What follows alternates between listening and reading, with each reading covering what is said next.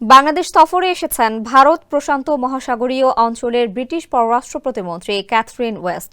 রোববার পররাষ্ট্র বিষয়ক উপদেষ্টা মোহাম্মদ তৌহিদ হোসেনের সঙ্গে তার দফতরে বৈঠক করেন তিনি। পরে সাংবাদিকরা তার কাছে যুক্তরাজ্যে অবস্থানরত বিএনপির ভারপ্রাপ্ত চেয়ারম্যান তারেক রহমানের দেশে ফেরা নিয়ে প্রশ্ন করেন। জবাবে ব্রিটিশ প্রতিমন্ত্রী জানান, সরকার তাকে ফেরাতে চাইলে সহায়তা করতে প্রস্তুত ব্রিটেন।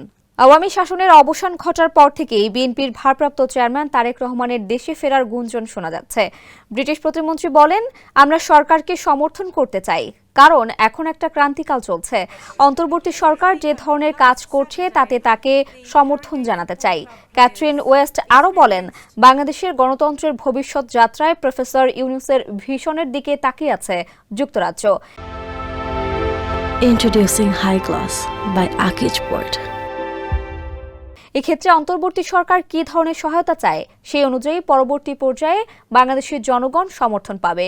ব্রিটিশ মন্ত্রী বলেন, বাংলাদেশের জনগণের সঙ্গে আমাদের অত্যন্ত দৃঢ় বন্ধুত্ব রয়েছে, তাই আমরা শক্তিশালী সম্পর্ক গড়তে চাই। অর্থনীতি, বাণিজ্য, নিরাপত্তা, অভিবাসন এবং জলবায়ু পরিবর্তনের মতো বিষয়গুলো নিয়ে আমরা কিভাবে একসঙ্গে কাজ করতে পারি তা নিয়ে কথা বলেছি।